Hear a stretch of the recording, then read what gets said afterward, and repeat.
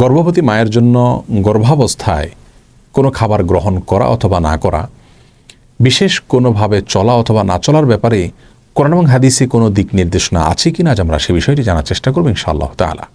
প্রিয় দর্শক, আমাদের সমাজে গর্ভবতী মায়েদের জন্য বিশেষ কিছু খাবারকে, বিশেষ কিছু চাল চলনকে নিষিদ্ধ এবং ক্ষতিকর মনে করা হয়ে থাকে। তার মধ্যে থেকে সবচেয়ে প্রসিদ্ধ হলো চন্দ্রগ্রহণ অথবা সূর্যগ্রহণের সময় গর্ভবতী মায়েরা যেন কোন অবস্থাতেই বাসা বাড়ি থেকে, ঘর থেকে বের না হন।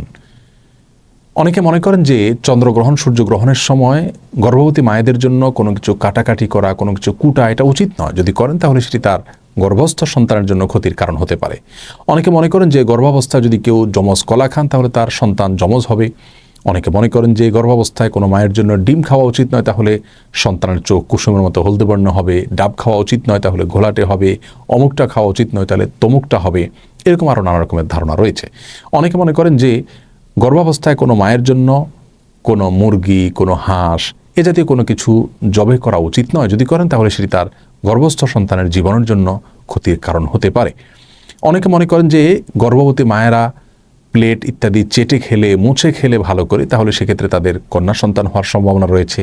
অনেকে মনে করেন যে কোনো বাসায়, কোনো বাড়িতে, কোনো ঘরে যদি কোনো গর্ভবতী মা থাকেন তাহলে রাতের বেলায় সেখানে বাহির থেকে মাছ আনা উচিত নয়।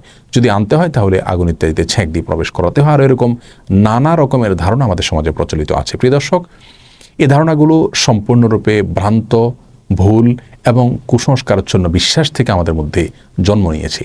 এর মধ্যে কিছু কিছু ধারণা রয়েছে যেগুলো চরম আপত্তিকর এবং একই সঙ্গে হাস্যকর। যেমন যমজ কলা খেলে গর্ভবতী মায়ের যমজ সন্তান হতে পারে। এই ধারণাটি শুধু ভ্রান্তই নয়, একই সঙ্গে এটি হাস্যকর এবং আপত্তিকর।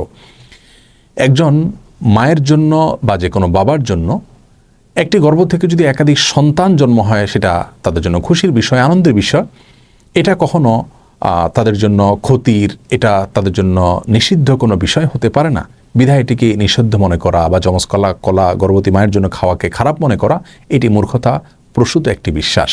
সেই সাথে যে কোনো মুসলিমের জন্য, যে কোনো মানুষের জন্য খাবারের পাত্র, প্লেট, এটাকে ভালো করে মুছে চেটে খাওয়া উচিত। এটাকে অপচয় করা উচিত নয়, কোনো খাবার নষ্ট করা উচিত নয়, বরং ভালো করে মুছে এবং পরিষ্কার করে খাওয়াটাই হলো সুন্নাহ। আর এই সুন্নাহটি নারী পুরুষ সকলের জন্য প্রযোজ্য। গর্ভবতী এবং সাধারণ অবস্থায় যে কোনো মানুষের জন্য এটি প্রযোজ্য।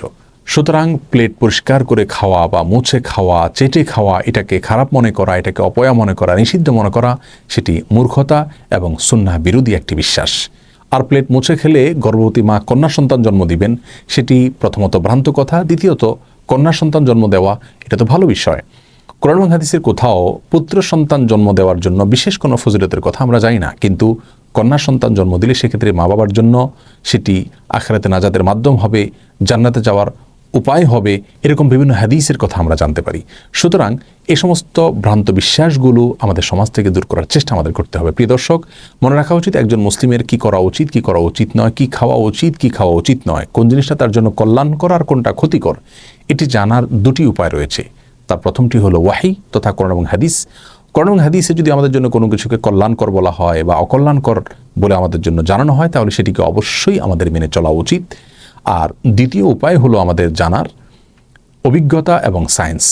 অভিজ্ঞতার মাধ্যমে, বিজ্ঞানের মাধ্যমে যদি আমরা জানতে পারি যে কোনো বস্তুর মাঝে আমাদের জন্য কল্যাণ নিহিত রেখেছেন আল্লাহ তাআলা অথবা অকল্যাণ নিহিত রেখেছেন, তাহলে সেটাকে অবশ্যই আমরা আমল নেব এবং মেনে চলব।